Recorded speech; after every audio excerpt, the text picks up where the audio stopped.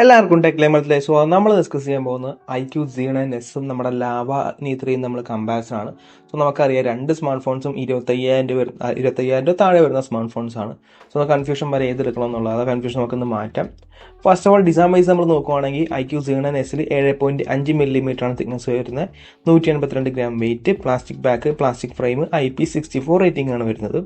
Lava അഗ്നി 3 ആണെങ്കിൽ 8.8 mm ആണ് തിക്നെസ് വരുന്നത്. ഇത്തിരി തിക്നെസ് കൂടിയ ഫോണാണ്, വെയിറ്റിംഗ് കൂടുതലാണ്. 212 ഗ്രാം ആണ് വെയിറ്റ് വരുന്നത്. ഗ്ലാസ് ബാക്ക്, പ്ലാസ്റ്റിക് ഫ്രെയിം, പിന്നെ IP64 റേറ്റിംഗ് തന്നെയാണ് ഇവിടെ വരുന്നത്. പിന്നെ കുറെ യൂണീക്ക് ആയിട്ടുള്ള ഫീച്ചേഴ്സ് ഒക്കെ വരുന്നുണ്ട് അഗ്നി 3. ഒന്ന് ബാക്കിൽ റിയർ സൈഡിൽ ക്യാമറയുടെ സൈഡിലായിട്ട് നമുക്കൊരു 1.74 ഇഞ്ചിന്റെ ഒരു AMOLED പാനൽ വരുന്നുണ്ട്, ഡിസ്പ്ലേ വരുന്നുണ്ട്.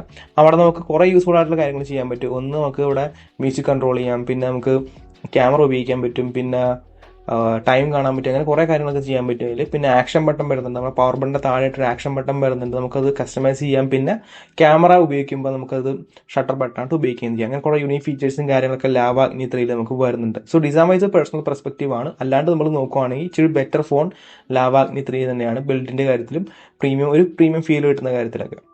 നെക്സ്റ്റ് ഡിസ്പ്ലേ കാര്യം നമ്മൾ നോക്കുവാണെങ്കിൽ iQOO9 നമുക്ക് 6.77 ഇഞ്ചിന്റെ ഒരു curved full HD plus 120 hertz 10-bit AMOLED പാനലാണ് വരുന്നത്. 1800 നിറ്റ്സ് ആണ് ബ്രൈറ്റ്നസ്. HDR10+ സപ്പോർട്ട് ചെയ്യുന്നുണ്ട്. In display finger print scan ആണ് വരുന്നത്. പിന്നെ ഷോർട്ട് സെൻസേഷന്റെ പ്രൊട്ടക്ഷൻ വരുന്നുണ്ട്. അതേസമയം ലാവ അഗ്നി 3 6.78 ഇഞ്ചിന്റെ ഒരു കർവ്ഡ് 1.5K ആണ് ഡിസ്പ്ലേ വരുന്നത്. 120 ഹെർട്സ് 10-bit AMOLED പാനലാണ് വരുന്നത്. 1200 നിറ്റ്സ് ആണ് ബ്രൈറ്റ്നസ് വരിക. HDR10+ സപ്പോർട്ട് ചെയ്യുന്നുണ്ട്. In display finger print scanner വരുന്നുണ്ട്. പിന്നെ ഡ്രാഗൺ ട്രെയിൽ സ്റ്റാർ 2 ആണ് പ്രൊട്ടക്ഷൻ വരിക. സോ ഇവിടെ ബെറ്റർ ആയിട്ട് വെക്കുന്നത് ലാവ അഗ്നി 3 തന്നെയാണ്. ഹയർ റെസൊല്യൂഷൻ ആണ് നമുക്ക് കിട്ടുന്നത്. പിന്നെ ഓൾമോസ്റ്റ് സിമിലർ സ്പെക് ഒക്കെ തന്നെയാണ്. ബ്രൈറ്റ്നസിന്റെ കാര്യത്തിൽ വലിയ ഡിഫറൻസ് ഇല്ല കേട്ടോ. സോ ഡിസ്പ്ലേ കാര്യത്തിൽ ഇച്ചിരി ബെറ്റർ ആയിട്ട് വെക്കുന്നത് ലാവ അഗ്നി 3 തന്നെയാണ്. ഇനി ഓൾറെഡി കാര്യം നമുക്ക് നോക്കുവാണെങ്കിൽ രണ്ട് സ്മാർട്ട് ഫോൺസിൽ നമുക്ക് ഡുവൽ സ്റ്റീരിയോ സ്പീക്കേഴ്സ് വരുന്നുണ്ട്. പിന്നെ അഡ്വാൻറ്റേജ് എന്ന് പറഞ്ഞാൽ ലാവ അഗ്നി 3 നമുക്ക് ഡോൾബി അറ്റ്മോസ് സപ്പോർട്ട് ചെയ്യുന്നുണ്ട്. സോ ബെറ്റർ സ്റ്റീരിയോ സെപ്പറേഷനും കാര്യങ്ങളും അതിൻ്റെ ഒരു ഡോൾബി ഓഡിയോയുടെ ഒരു വ്യത്യാസം നമുക്ക് എന്തായാലും അറിയാൻ പറ്റും. സോ മൾട്ടിമീഡിയ എക്സ്പീരിയൻസ് ഇത്തിരി ബെറ്റർ നമുക്ക് ലാവ അഗ്നി 3 തന്നെ ആയിരിക്കും. നെക്സ്റ്റ് പെർഫോമൻസിൻ്റെ നമ്മൾ നോക്കുമ്പോൾ രണ്ടും സെയിം ആണ്. നമുക്ക് iQOO9 നമുക്ക് MediaTek Dimensity 7300 ആണ് വരുന്നത്. 4 നാനോമീറ്റർ പ്രോസറാണ്. ഇത് സ്പെക്ക് അവിടെ കൊടുത്തിട്ടുണ്ട്. LPDDR4X റാമും UFS 2.2 സ്റ്റോറേജ് ആണ് വരുന്നത്. മെമ്മറി എക്സ്പാൻഷൻ കാര്യങ്ങളൊന്നും വരുന്നില്ല. ലാവ അഗ്നി 3 MediaTek Dimensity 7300X ആണ്. വലിയ ഡിഫറൻസ് ഇല്ല. നിങ്ങൾ വിചാരിക്കും ചെറിയ ഡിഫറൻസ് ഒക്കെ ഉണ്ടാകും. വലിയ ഡിഫറൻസ് ഒന്നുമില്ല. കാരണം എക്സ് എന്ന് പറഞ്ഞാൽ dual display smart phones means രണ്ട് ഡിസ്പ്ലേ ഉപയോഗിക്കുന്ന സ്മാർട്ട് ഫോൺസിനോട് ഒപ്റ്റിമൈസ് ചെയ്തേക്കുന്ന ഒരു ചിപ്സെറ്റ് ആണിത് 7300X. അല്ലാണ്ട് വേറെ പെർഫോമൻസിന്റെ ഹ്യൂജ് ഡിഫറൻസും കാര്യങ്ങളൊന്നുമില്ല. പിന്നെ LPDDR5 റാമും UFS 3.1 സ്റ്റോറേജ് ആണ് വരുന്നത്. അവിടെ ഒരു വ്യത്യാസം എന്തായാലും നമുക്ക് കാണാൻ പറ്റും. നെറ്റ്വർക്ക് ടാസ്കിലും കാര്യങ്ങളൊക്കെ എന്തായാലും വ്യത്യാസം കാണാൻ പറ്റും. എന്താ പറയുക, ഫോണിന്റെ ലോങ് ലൈഫിൽ നമുക്കത് അറിയാൻ പറ്റും ശരിക്കും.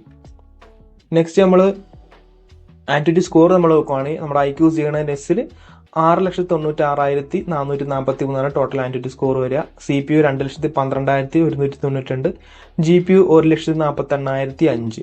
അതേസമയം നമ്മുടെ അഗ്നി 3 നമുക്ക് 6,81,465 CPU 2,02,750, GPU 1,51,849. ഞാൻ പറഞ്ഞ പോലെ തന്നെ സെയിം തന്നെയാണ്, രണ്ടും വ്യത്യാസമൊന്നുമില്ല. ഒന്ന് CPU ബെറ്റർ ആണെങ്കിൽ ഒന്ന് GPU ബെറ്റർ ആണ്. അങ്ങനെ അങ്ങോട്ടും ഇങ്ങോട്ടും മാറിക്കൊണ്ടിരിക്കും. വ്യത്യാസം കാര്യങ്ങളൊന്നും വരുന്നില്ല. നല്ല ഒപ്റ്റിമൈസ്ഡ് ആയിട്ടുള്ള ഒരു പ്രോസസർ തന്നെയാണ് ഈ രണ്ടും വരുന്നത്. സെയിം തന്നെയാണ്, നല്ല ഒപ്റ്റിമൈസ്ഡ് ആയിട്ടുള്ളതാണ്. ത്രോട്ടിലും കാര്യങ്ങളൊന്നും വരത്തില്ല. പിന്നെ നമ്മുടെ അഗ്നി 3 കാര്യം സംശയം ഉണ്ടെങ്കിൽ BGMI നല്ലോണം വർക്ക് ചെയ്യുന്നുണ്ട്. ഈ സ്മാർട്ട് ഫോൺസിൽ രണ്ടിലും വർക്ക് ചെയ്യുന്നുണ്ട്. രണ്ടും അത്യാവശ്യം നല്ല എന്താ പറയുക, സ്മൂത്ത് എക്സ്ട്രീമിൽ കളിക്കാൻ പറ്റിയ സ്മാർട്ട് ഫോൺസ് ആണ്. ഞാൻ അഗ്നി 3 നമ്മുടെ വീഡിയോ കണ്ടായിരുന്നു. BGMI അത്യാവശ്യം നല്ല പെർഫോമൻസ് ഉണ്ട്. ഹോട്ട് ഡ്രോപ്പിലൊക്കെ ഇറങ്ങുവാണെങ്കിൽ തന്നെ ഒരു 45 to 55 ആ റേഞ്ച് തന്നെ കിട്ടുന്നുണ്ട്. അത് അങ്ങനെ ഫ്രെയിം ഡ്രോപ്പോ കാര്യങ്ങളൊന്നും ഇല്ല വലുതായിട്ട്.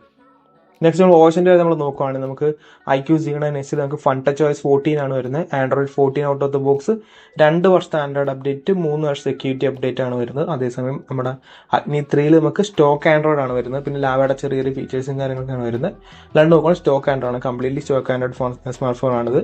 Android 14 ആണ് ഔട്ട് ഓഫ് ദ ബോക്സ്, 3 വർഷത്തെ ആൻഡ്രോയിഡ് അപ്ഡേറ്റ്, 4 വർഷം സെക്യൂരിറ്റി അപ്ഡേറ്റും വരുന്നുണ്ട്. സോ OSന്റെ കാര്യത്തിൽ ബെറ്റർ ആയിട്ട് വെക്കുന്നത് നമുക്ക് അഗ്നി 3 തന്നെയാണ്.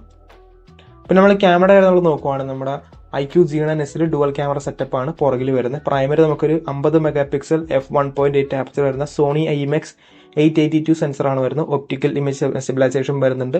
4K 60 FPS ആണ് മാക്സിമം. പിന്നെ 2 മെഗാപിക്സൽ ഡെപ്ത് വരുന്നുണ്ട്. പിന്നെ 16 megapixel f2.5 selfie camera, 1080p 30 FPS. അതേസമയം നമ്മുടെ അഗ്നി 3 നമുക്ക് നമുക്ക് പ്രൈമറി നമുക്കൊരു 50 മെഗാ പിക്സൽ f1.8 ആപ്സിൽ വരുന്ന സോണി IMX766 ആണ് വരുന്നത്. നമുക്ക് OIS സപ്പോർട്ട് ചെയ്യുന്നുണ്ട്. 4K 30fps ആണ്. ബാക്കിൽ നമുക്ക് ട്രിപ്പിൾ ക്യാമറ സെറ്റപ്പ് ആണ്. സെക്കൻഡറി നമുക്കൊരു 8 mega pixel f2.2 ultra wide വരുന്നുണ്ട് 1080p 30fps. പിന്നെ നമുക്കൊരു തേർഡ് സെൻസർ വരുന്നുണ്ട് 8 മെഗാ പിക്സലിൻ്റെ 8 മെഗാ പിക്സലിൻ്റെ ഒരു 3x telephoto 1080p 30fps. Selfie നമുക്കൊരു 16 mega pixel f2.0 selfie camera 1080p 30fps.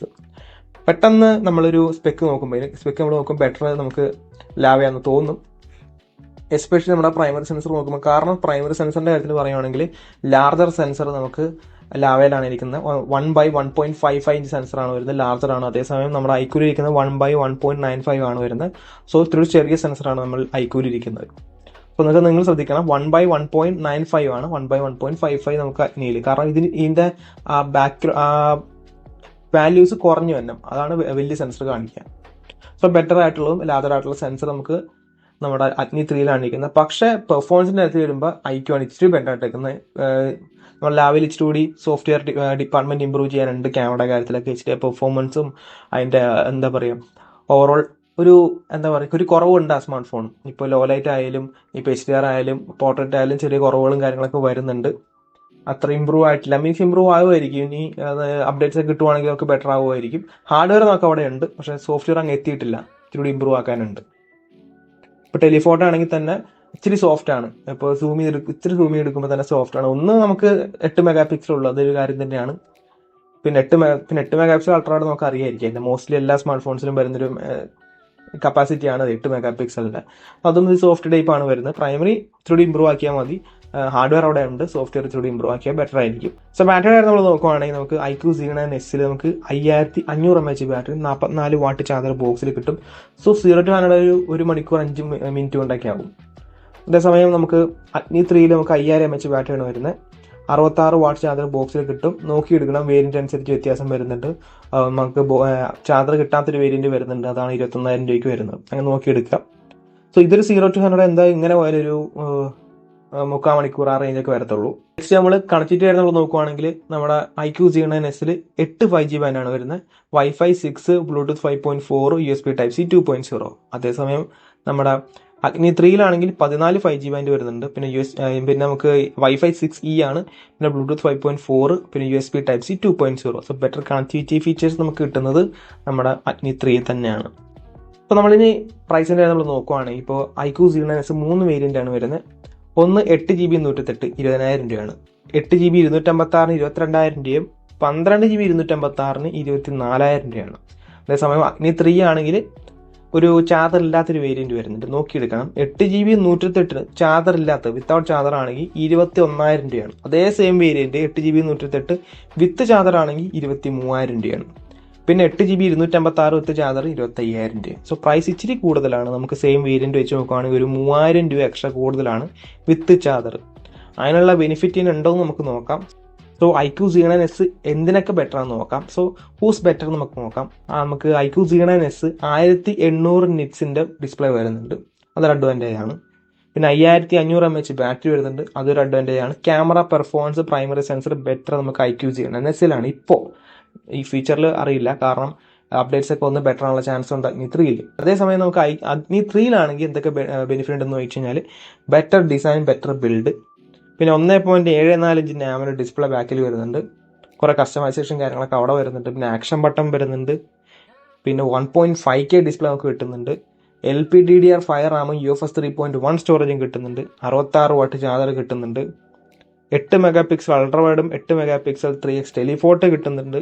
പിന്നെ സ്റ്റോക്ക് ആൻഡ്രോയിഡ് ആണ്, ഇത്തിരി ബെറ്റർ സപ്പോർട്ട് കിട്ടുന്നുണ്ട്, കാരണം 3 വർഷമാണ് അപ്ഡേറ്റ്, 4 വർഷം സെക്യൂരിറ്റി അപ്ഡേറ്റും വരുന്നുണ്ട്. പിന്നെ 1 വർഷത്തെ 1 ഇയർ റീപ്ലേസ്മെന്റ് വാറണ്ടി ഉണ്ട്. ഇപ്പോൾ 1 വർഷത്തിനുള്ളിൽ എന്തെങ്കിലും പറ്റിക്കഴിഞ്ഞാൽ ഫോൺ ശരിയാക്കിയല്ല കിട്ടുന്നത്, ഫുൾ റിപ്ലേസ് ചെയ്തിട്ടായിരിക്കും കിട്ടുക, പുതിയ ഫോണായിരിക്കും നിങ്ങൾക്ക് കിട്ടുന്നത്.